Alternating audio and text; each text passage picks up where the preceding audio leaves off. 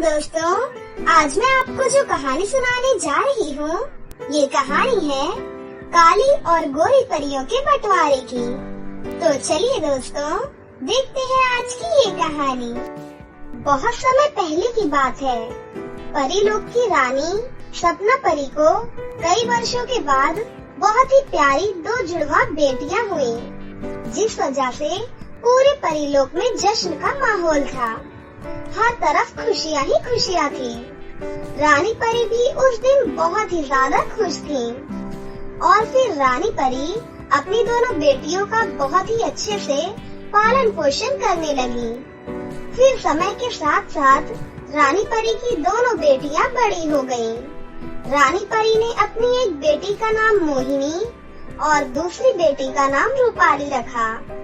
रूपाली दिखने में बहुत ही ज्यादा सुंदर थी, वहीं मोहिनी का रंग सांवला था, जिस वजह से दोनों परी बहनें एक दूसरे से हमेशा जलती रहती थीं। रानी परी उन्हें बहुत समझाती, लेकिन वो किसी की बात भी नहीं सुनती थी।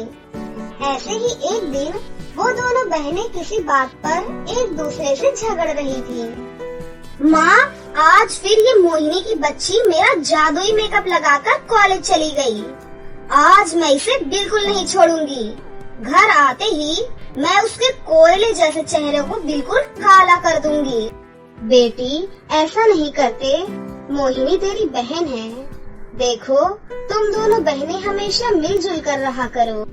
थोड़ी देर के बाद वहाँ मोहिनी परी आ जाती है। मोहिनी परी के साथ एक रवि नाम का लड़का था। माँ, ये मेरा दोस्त है, मेरे साथ मेरे कॉलेज में पढ़ता है।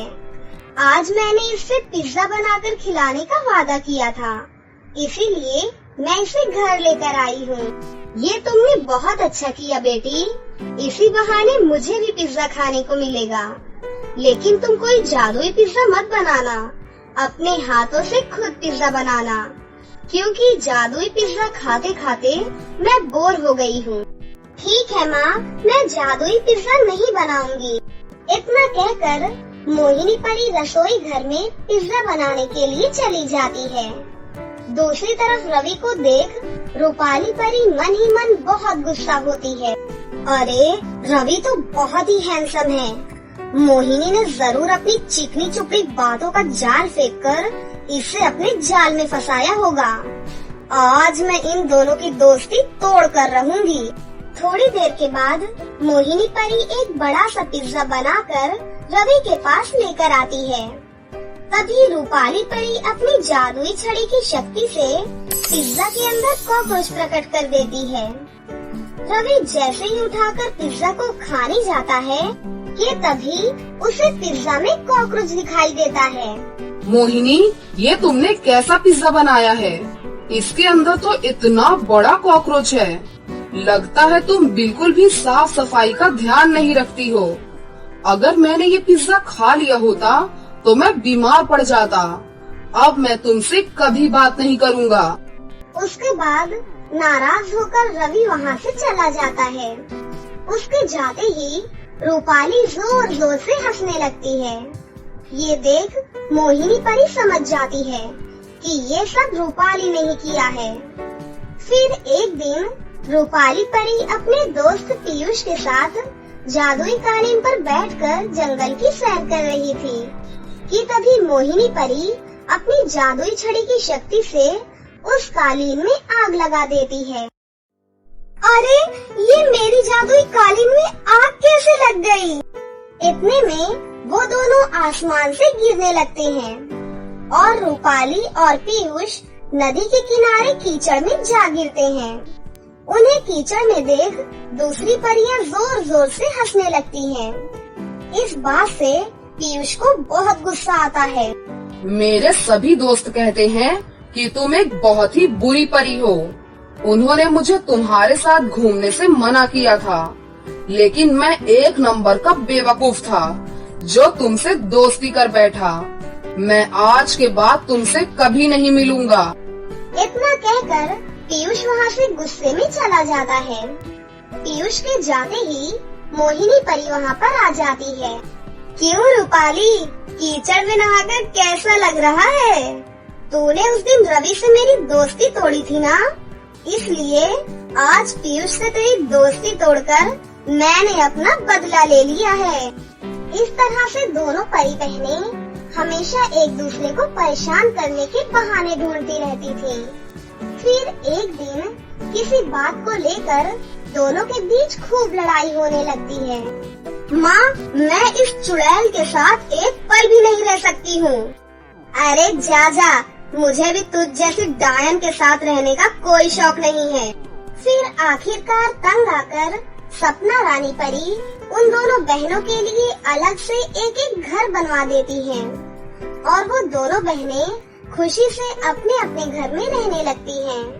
फिर एक दिन, अरे इस रूपाली का घर तो मेरे घर से बहुत ज्यादा सुंदर है। सभी लोग इसके घर की बहुत ज्यादा तारीफ कर रहे हैं। मुझे ये सब कुछ बिल्कुल बर्दाश्त नहीं हो रहा है। मैं अभी उसके घर को जलाकर राख कर दूंगी। दूसरी तरफ रूपाली परी भी यही सब सोच रही थी। फिर रात होते ही दोनों बहनें चुपके से एक दूसरे के घर में आग लगा देती हैं। देखते ही देखते वो आग चारों तरफ फैल जाती है और आस पड़ोस में रहने वाली परियों के घर में भी आग लग जाती है। तभी वहाँ पर रानी परी आ जाती हैं और अपनी जादुई छड़ी की शक्ति से बारिश करवाकर आग को बुझा देती हैं। मुझे सब पता चल गया है। ये आग तुम दोनों बहनों की लगाई हुई है। तुम्हारी वजह से दूसरी परियों का बहुत नुकसान हुआ है। इसीलिए अब मैं तुम दोनों को 2 साल के लिए जेल में बंद कर रही हूँ। रानी माँ, ऐसा मत करो। मुझसे बहुत बड़ी गलती हो गई। मुझे माफ कर दो। हाँ रानी माँ, हमें एक मौका दे दो। अब मैं कभी मोहिनी से झगड़ा नहीं करूँगी। हाँ माँ, अब मैं भी कभी रूपाली से नहीं लड़ूंगी। मुझे माफ कर दो। ठीक है, अब मैं तुम दोनों को एक आखिरी मौका दे रही हूँ। अगर दोबारा तुमने फिर से लड़ाई की तो मैं तुम दोनों को परी लोक से निष्कासित कर दूंगी। उसके बाद वो दोनों बहनें अपने घर वापस आ जाती हैं और फिर उन दोनों का स्वभाव बिल्कुल बदल चुका होता है और वो दोनों एक दूसरे से माफी मांगती हैं और सारे गिले शिकवे भूलकर एक दूसरे के साथ मिलजुल कर हंसी खुशी रहने लगती हैं। अशोकपुर नाम के एक गांव में एक लड़की रहती थी जिसका नाम कंगना था। कंगना एक अनाथ और बेसहारा लड़की थी। 2 साल पहले उसके माँ बाबूजी की एक कार एक्सीडेंट में मौत हो गई थी। कंगना का उसके माँ बाबूजी के अलावा और कोई भी नहीं था। कंगना अपने माँ बाबूजी की मृत्यु के बाद अकेली पड़ गई थी। कंगना बहुत सुंदर थी और बहुत मेहनती लड़की थी। वो अपना जीवन यापन करने के लिए खुद ही सिलाई का काम करती है और वो काफी अच्छी सिलाई करती थी। और उसकी 2 बहुत ही अच्छी सहेलियाँ थीं, सोनाली और नीलम। ये ले कंगना, बता कैसा है ये सूट? वाह, ये तो बहुत सुंदर है। बहुत जमेगा तुम पर। हाँ, पर ये मेरे लिए नहीं है, ये तेरे लिए है। पर हमारे लिए क्यों? वो इसलिए मैडम, क्योंकि हमारी नीलम को कल लड़के वाले देखने आ रहे हैं और ये चाहती है कि तू और मैं भी वहाँ पर मौजूद रहें। अब दुल्हन की सहेली भी तो अच्छी दिखनी चाहिए ना, नहीं तो क्या कहेंगे इसके ससुराल वाले कि कैसे दोस्त हैं। और तेरे पास इतना समय भी तो नहीं है कि तू हमारे साथ शॉपिंग पर चल सके, तो हमने खुद ही तेरे लिए सूट ले लिया। बता ना कैसा है? हमने पिछले जन्म में जरूर कुछ अच्छे कर्म किए होंगे जो मुझे तुम जैसी दोस्त मिली है। चल ठीक है, अब अपना ये रोना धोना बंद कर और ये सूट पहन लेना कल, और थोड़ा बहुत मेकअप भी कर लेना। चल कल मिलते हैं, बाय। ऐसा कहकर नीलम और सोनाली वहाँ से चली जाती हैं। नीलम सोनाली और कंगना को फोन करती है और उसे घर जल्दी आने के लिए कहती है। कुछ ही देर में लड़के वाले भी आ जाते हैं लड़के के परिवार में उसकी माता, बहन और उसका दोस्त आया हुआ था। वो सब गाड़ी से उतरकर घर में जाने लगते हैं कि तभी रोहन की नजर सामने से आ रही कंगना पर जाती है। वो पीली सूट में बहुत ही सुंदर लग रही थी, किसी परी के जैसी। जैसे ही रोहन उसे एकटक देखता है, वो उसे देखता ही रह जाता है। क्या हुआ? कहाँ गुम हो गए? नितिन अपनी नजर रोहन की नजर के पीछे करता है तो उसे पता चलता है कि वो कंगना को देख रहा था। ओहो, अब समझ में आया। क्या देख रहा है? कुछ भी तो नहीं। चल अंदर चले। इसके बाद सब घर के अंदर चले जाते हैं। नीलम की माँ नीलम को बुलाती है। कंगना और सोनाली नीलम को बाहर लाते हैं। नीलम को देखकर नितिन बहुत खुश हो जाता है और रिश्ते के लिए हाँ बोल देता है। नितिन देखता है कि रोहन कंगना को देखे जा रहा है, तो वो रोहन के मन की बात भी बोल देता है। मुझे तो नीलम बहुत पसंद है, पर आंटी जी, हमें अपने दोस्त रोहन के लिए भी आपसे कुछ चाहिए। आप ना कहे तो कह दूं? हाँ, बोलो बेटा। ये तुम्हारा भी उतना ही घर है जितना कि नीलम का। दरअसल मेरे दोस्त रोहन को आपकी बेटी की सहेली कंगना बहुत पसंद है। अगर आप कंगना के माँ बाप से रोहन के रिश्ते की बात चलाए तो। बेटा कंगना? ऐसा क्या बोल दिया आंटी जी, जो आप इतना हैरान हैं? वो बेटा, कंगना का कोई भी परिवार वाला नहीं है। ये बेचारी अनाथ है। इसके माँ बाप का एक कार एक्सीडेंट में देहांत हो गया था। तब से बेचारी अकेली है, पर बहुत ही गुणी है हमारी कंगना। कंगना भी ये सब अचानक से सुनकर बहुत ही हैरान हो जाती है। उसे इसकी कतई उम्मीद नहीं थी, पर कहते हैं ना, जोड़ी तो आसमान से बनकर आती है। वही हुआ आज। अचानक से रिश्ता तो आया नीलम के लिए था, पर भगवान का लिखा कौन टाल सकता है। हम भी आपको यही बताना चाहते हैं कि रोहन भी अनाथ है। उसका भी हमारे अलावा इस दुनिया में और कोई नहीं है। पर मेरे लिए नितिन और रोहन में कोई अंतर नहीं है। जितना मेरे लिए नितिन है, उतना ही मेरे लिए रोहन है। इससे अच्छी बात तो हो ही नहीं सकती कि दोनों सहेलियां एक ही परिवार में मिल जाएं। पर बहन, हम कंगना से पूछे बगैर हाँ नहीं कर सकते। इसकी टेंशन आप मत लो आंटी, इसको तो हम मना लेंगे। नीलम और सोनाली कंगना को एक कमरे में ले जाते हैं और उसे रोहन से शादी के लिए कन्विंस कर लेते हैं और कंगना उनकी बात मान जाती है। इसके बाद सोनाली बाहर आकर ये अनाउंसमेंट कर देती है, मुबारक हो, कंगना को भी शादी मंजूर है। बोले तो मजा आ जाएगा। इसके बाद रोहन कंगना से मिलता है और नितिन नीलम से। मिलने के बाद नितिन के परिवार वाले घर चले जाते हैं।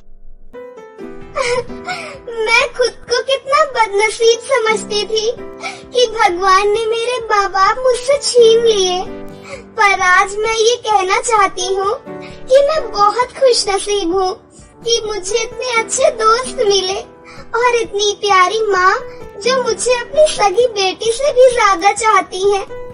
इस अनाथ को आपने नहीं बेटा, ये शब्द फिर से तू मुँह से मत निकालना। फिर मत कहना कि तू अनाथ है। हम हैं ना तेरे साथ। एक माँ के होते हुए कोई कैसे अनाथ हो सकता है। ये सब सुनकर सोनाली और नीलम की आंखें भर आती हैं। रीमा सुमन को फोन करती है और बताती है कि शादी की तारीख तय हो गई है और वो ये चाहती है कि नितिन और रोहन की शादी दोनों एक ही दिन हो और किसी चीज की कोई कमी ना हो। बेटा, मैं तो बहुत खुश हूँ।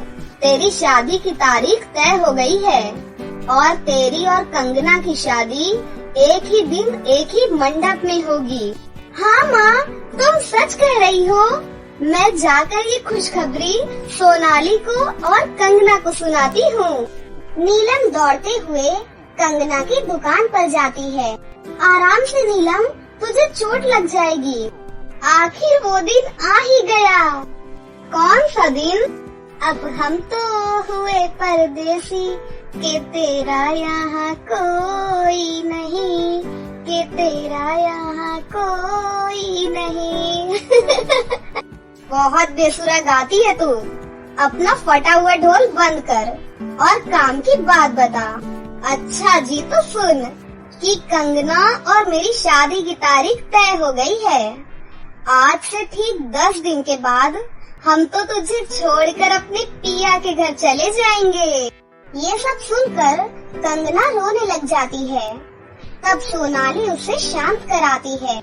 आज माँ और बाबूजी होते तो कितना खुश होते।